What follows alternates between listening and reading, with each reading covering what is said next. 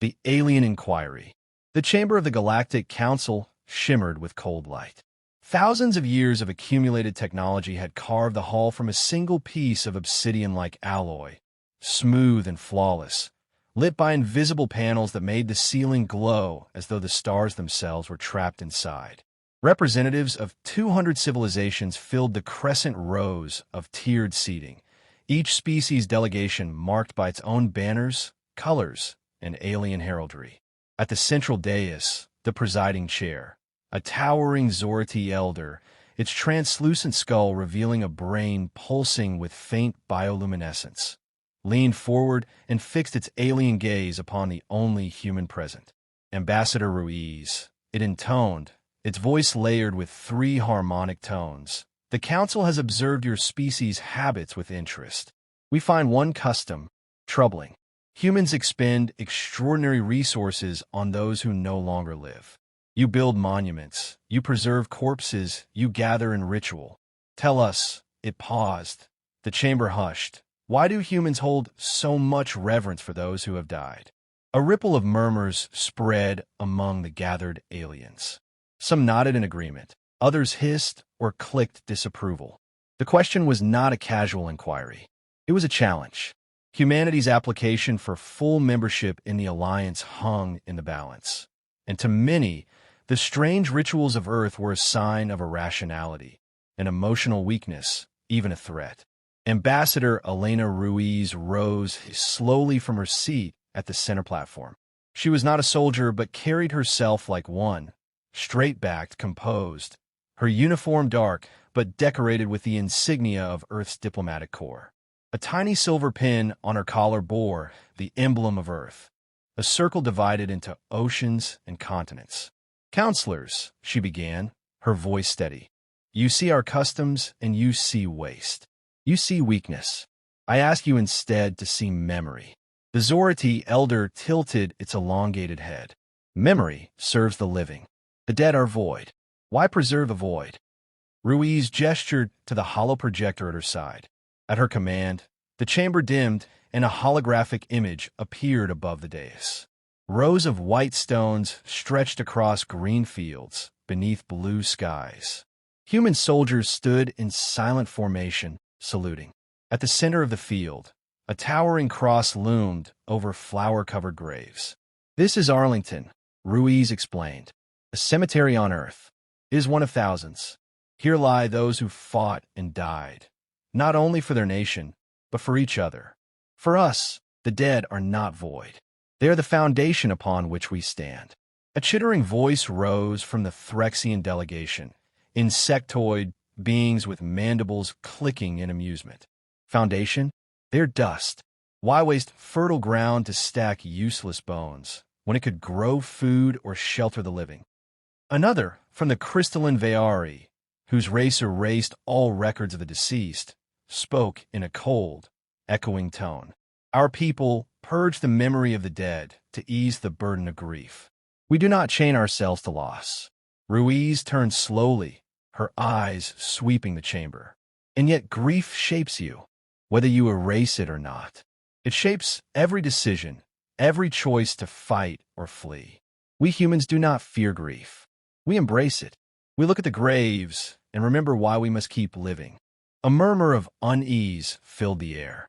Some delegates seemed almost offended at the suggestion that loss could be strength. The Zorati elder raised one spindly hand, restoring silence. Ambassador Ruiz, you must understand, it said carefully. For most species, death is finality. There is no logic in clinging to those who cannot return. You speak of memory as though it is a weapon. Ruiz's eyes hardened. She activated another hologram. Not a quiet cemetery this time, but a grainy recording of soldiers in battered uniforms charging across a muddy battlefield. Explosions thundered around them. Smoke filled the air, and still they advanced, shouting names, carrying flags, refusing to yield. Perhaps it is, she answered softly. These men and women fought with the memory of their fallen brothers and sisters in their hearts. Every loss became a vow, that their deaths would not be meaningless. The dead give U.S. strength, because we refused to let them vanish. The chamber grew still. Even the mocking Threxians clicked no reply. The aliens could not deny the image of fragile human beings hurling themselves into fire and death, seemingly unbroken. Finally, the elder spoke again, voice tinged with something resembling curiosity. "You suggest the dead fight with you?" "In a way," Ruiz said. "Not with weapons, but with meaning. Every gravestone is a reminder that we carry more than our own lives into battle. We carry theirs, their courage, their sacrifice, their memory.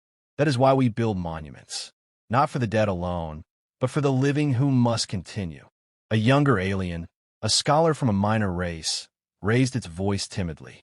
"Ambassador, is that why your soldiers salute the dead? To bind themselves to them?" Ruiz nodded. "Yes, we salute because we acknowledge they are still with us, in spirit, in legacy, in duty. To forget them would be the true death." The words hung heavy in the chamber. Some counselors looked unsettled, others intrigued. For the first time, a crack appeared in the certainty of their dismissal. But the Zorati elder's gaze was still sharp. "We will consider your answer. But know this, human, if what you say is true, then the power of your kind lies not in your weapons, but in your reverence." Ruiz bowed her head. "You begin to understand." And though the debate was far from over, a seed had been planted. The council had asked why humans love their dead. They had not yet realized the true answer, that humanity's greatest weapon was not flesh, nor steel, nor fire, but memory. The weight of memory. The chamber's air shimmered with tension. The Zorati elder had silenced the room with a gesture, but the echoes of Ruiz's words still seemed to vibrate through the walls. Reverence, legacy, strength born from grief. To the species gathered in the council, these ideas were as alien as the humans themselves. Ambassador Elena Ruiz knew that words alone would not suffice. She adjusted her stance, activating a sequence of holographic projections. One by one, pieces of Earth's history materialized in the air above her, each one a wound that humanity had turned into memory. "This," Ruiz began, pointing to the shifting image of endless trenches stretching through a ruined landscape, "was the Great War, what we call World War I. Millions died. Soldiers lived and died in mud, under artillery fire, surrounded by poison gas. The hologram showed soldiers caked in filth, their eyes hollow but unyielding as they charged from the trenches. They fought knowing they might not return, and yet they went because their comrades depended on them." Gasps rose from some delegations. The crystalline Veyari flickered with dissonant light, disturbed by the imagery. "Waste," their delegate intoned. "So many lives thrown into oblivion." "Not oblivion," Ruiz countered. With a wave of her hand, the scene shifted again. Immaculate graveyards with neat rows of white headstones, surrounded by poppies. "We buried them with care. We marked their names, their deeds, their sacrifices. The living return to these fields, generation after generation, to remember." The Threxian delegate clicked its mandibles dismissively. "Why cling to loss? When one of our kind falls, we simply birth another." The unit continues. "Why not erase the weakness of grief?" Ruiz turned toward the insectoid. "Because grief is not weakness. It is love, sharpened by loss. It binds us together. When we visit these graves, we are reminded that the cost of survival is not abstract. It is written in blood and stone. That knowledge gives us strength, because it means we carry responsibility for more than ourselves." The chamber was silent for a moment. Then a heavy-bodied warrior from the Koran species rumbled in agreement. "Responsibility to the fallen," he muttered, almost to himself. His people valued loyalty, but their dead were incinerated and forgotten. Ruiz's words had stirred something uneasy in him. Ruiz pressed forward, her voice clear. "Let me show you another." The hologram shifted. This time, the council saw skeletal survivors behind barbed wire, liberation armies embracing them, soldiers weeping as they freed the oppressed. This was the Second World War. The horrors committed here were unlike anything we had known before. Entire populations were slaughtered, but humanity did not turn away. Our soldiers fought across oceans, not just to defend their homes, but to put an end to tyranny. The hologram zoomed out to show a vast cemetery, Normandy, crosses and stars stretching to the horizon. Here lie those who stormed the beaches to end that darkness. We remember them, not as wasted lives, but as the reason freedom still breathes. The alien scholar who had spoken timidly in the last session leaned forward, voice trembling. But they died. How can you call freedom alive if its cost is death? Ruiz met the scholar's many-faceted eyes. Because their deaths taught us what freedom is worth. Without their sacrifice, our species might live in chains. By honoring them, we keep the lesson alive. The scholar sat back, silent but visibly shaken. Not all were convinced. A serpentine delegate hissed in disdain. You romanticize suffering. Our kind evolved to avoid death at all costs. We would never throw ourselves into battles we cannot survive. Ruiz's eyes hardened. And what happens when survival itself is threatened? When there is nowhere to run, when surrender means extinction. In that moment, your people may falter, but humans will stand. We stand because we remember those who already gave everything. Their memory steels us against fear. The Zorati elder leaned back in its seat, long fingers steepled. So this reverence, as you call it, is not only ritual, it is fuel. Yes, Ruiz said simply. She called up one final projection. The chamber was filled with the image of a soldier, battered and bloodied, carrying a flag upright through smoke while comrades fell around him. Every time we bury our dead, we make a promise that their sacrifice will not be in vain, that their struggle continues in us. This is not waste. This is continuity. The alien stared at the image. For species that prided themselves on logic and efficiency, the concept was difficult to process. And yet, there was something undeniable about the fire in the human's words and the images she had shown. The Koran warrior rose to his feet, his massive form casting a shadow across the chamber. You're dead. They fight with you still, he growled, a hint of admiration in his tone. Ruiz inclined her head. Yes, every time we face death, we march with an army larger than the living. Our dead are not forgotten. They're the shield at our back, the fire in our chest, the reason we endure. The elder's luminous brain flickered as though troubled. Perhaps we have misjudged you, Ambassador Ruiz. Perhaps your reverence is not weakness after all, but something else entirely. And though the debate was not yet over, a shift had begun. The aliens no longer looked upon humanity's reverence for the dead with ridicule.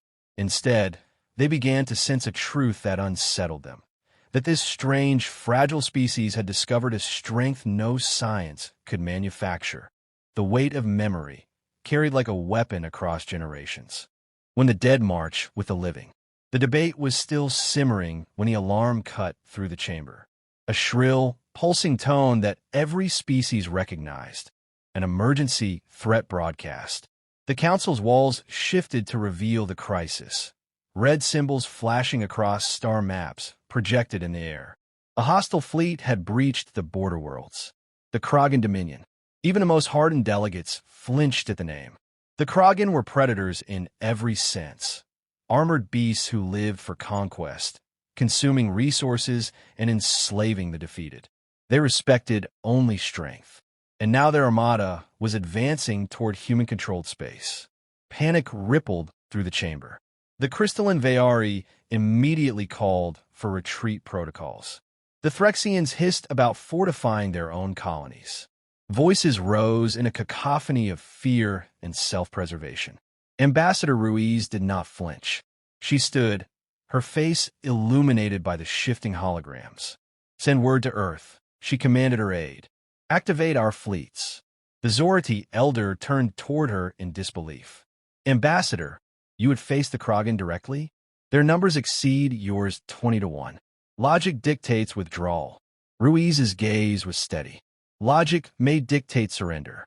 Humanity does not. The room fell quiet. For the first time, the aliens understood this was not rhetoric. It was a promise. Within days, the Council's observers stood aboard an Alliance carrier in orbit over the embattled frontier. They had come to witness the inevitable collapse of human defenses. Instead, they saw something else entirely. The human fleet assembled in disciplined silence. Cruisers, carriers, and destroyers slid into formation, their hulls painted with unit insignias that spoke not only of identity, but of history. Some ships bore names etched from centuries past: Gettysburg, Normandy, Iwo Jima, Kursk, Stalingrad. The alien observers could not understand why vessels were named after old battles. To them, those wars were meaningless, long forgotten. But to the humans aboard, those names were reminders, every hull a floating memorial. As the Kragan armada descended, snarling war cries vibrating across comms, human soldiers prepared. Ruiz herself transmitted a message broadcast not only to her people, but also, intentionally, to every alien channel within range. Today we face an enemy stronger than us in number, in size, in weapons. But we do not stand alone. Behind every soldier here marches an army you cannot see. We march with the fallen, those who gave their lives so that we could carry this fight forward. We march with every grave carved into the soil of Earth. And as long as we remember, we cannot be broken. The Kragan fleet opened fire. Space erupted into chaos. Plasma lances seared across the void. Missiles streaked, shields flared. Human ships maneuvered with brutal precision, smaller and more fragile than their predators, yet never faltering. On the ground, human marines entrenched themselves against overwhelming enemy dropships. The alien observers watched in disbelief as squads of soldiers, hopelessly outnumbered, charged into the fray, chanting unit mottos and the names of comrades lost in earlier battles. Their voices carried through helmet comms, echoing like war hymns. One squad, pinned beneath fire, began to shout a litany of names. Each name belonged to someone they had buried: friends, siblings, mentors. The aliens listening were stunned. The humans weren't crying for help. They were calling their dead to the fight. And somehow, impossibly, it worked. The line did not break. The Zorati strategist aboard the Alliance carrier turned to Ruiz, a flickering across his alien features. They do not fight as individuals. They fight as if they are legion, as though the dead themselves press forward with them. Ruiz nodded, her eyes never leaving the battlefield. You begin to see it. For us, death does not diminish our ranks. Every loss becomes a vow. Every grave adds another soldier to our cause. The Kragan, accustomed to prey that broke under their assault, hesitated for the first time. Their commanders could not comprehend why fragile, short-lived humans did not collapse. They poured more ships into the fight, only to meet human fleets that fought with the fury of generations. Hours turned into a day. Casualties mounted, but the humans did not retreat. Instead, they counterattacked, coordinated, relentless, defiant. In the trenches of the frontier colony, a young Marine planted a flag into the dirt even as enemy fire rained around him. The flag bore not just the emblem of Earth, but the stitched names of every fallen in his unit. His squad rallied to it with a roar, cutting down the Kragan advance in a surge of fire and steel. The alien observers could only watch in stunned silence. They had seen war before. They had seen defeat and victory. But never had they seen soldiers who seemed to carry centuries of the dead on their shoulders and turn that weight into unbreakable resolve. At last, the Kragan fleet faltered. Shocked by losses, unnerved by human resistance, they withdrew into the void. Humanity had held the line. When silence returned to space, the Alliance observers gathered. The Koran warrior, eyes gleaming, finally spoke what others dared not. I understand now. To fight beside humans is to fight beside eternity. Their dead march with them. Ruiz bowed her head, her voice quiet but resolute. That is why we honor the fallen, because in doing so, we make them immortal. The aliens exchanged uneasy glances. They had come to witness the fall of a primitive species. Instead, they had seen something terrifying, an army whose strength grew with every life lost, a people who never truly fought alone. For the first time, The Council began to fear that humanity was not merely fit for the Alliance. Humanity might one day lead it. The answer to the question: the war was over. For now, the Kragan had withdrawn, leaving smoldering wreckage across orbit and battlefield alike. The cost had been terrible. Human ships shattered, soldiers buried beneath collapsed trenches, names added to the ever-growing rolls of the dead. And yet, humanity stood unbroken. The Galactic Council reconvened days later, though the chamber felt changed. Where once the aliens had gazed upon humanity with skepticism or ridicule, now they studied Ambassador Ruiz with an unease born not of dismissal, but of respect, some even of fear. The Zorati elder's translucent skull pulsed with thought as it leaned forward, its tritoned voice echoing across the chamber. Ambassador Ruiz, the Council has witnessed the impossible. Your fleets should have collapsed. Your armies should have shattered. And yet they did not. We saw soldiers chant the names of the fallen as if summoning them into battle. We saw ships named for wars long past fight, as if their predecessors still lived within them. Tell us, answer clearly, once and for all, why do humans hold such reverence for those who have died? The chamber fell silent. Every alien leaned forward, waiting. Ruiz rose, her posture heavy with the weight of the fallen, but unyielding. She spoke not with rhetoric, but with conviction. When a human dies, she began, her voice steady, they leave behind more than a body. They leave behind a story. They leave behind love, loyalty, sacrifice. If we were to discard them, to forget, we would lose not only the person, but everything they stood for. And so we refuse. We remember. She raised her hand, summoning a hologram of a field of graves. Endless rows stretching to the horizon beneath a flag fluttering in the wind. Every stone here is a promise, a reminder. We live because they gave their lives. We fight because they cannot fight anymore. And in remembering, we keep them alive in us. The crystalline Vayari delegates' form flickered with dissonance. You make the dead immortal through memory. Yes, Ruiz said softly. And immortality is power. The Kragan believed they fought only the living. They did not understand that every human carries the weight of thousands behind them. Every soldier who falls becomes a shield to those who remain. Every sacrifice strengthens us. We do not fight alone. We never have. The Koran warrior rose, pounding his chest in salute. I saw it with my own eyes. Your fallen fight beside you. Even the bravest among us could not stand so firm. Others murmured agreement.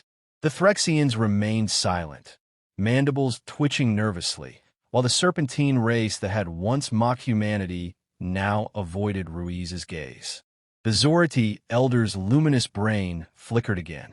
Then you claim your reverence for the dead is not weakness, but your greatest strength.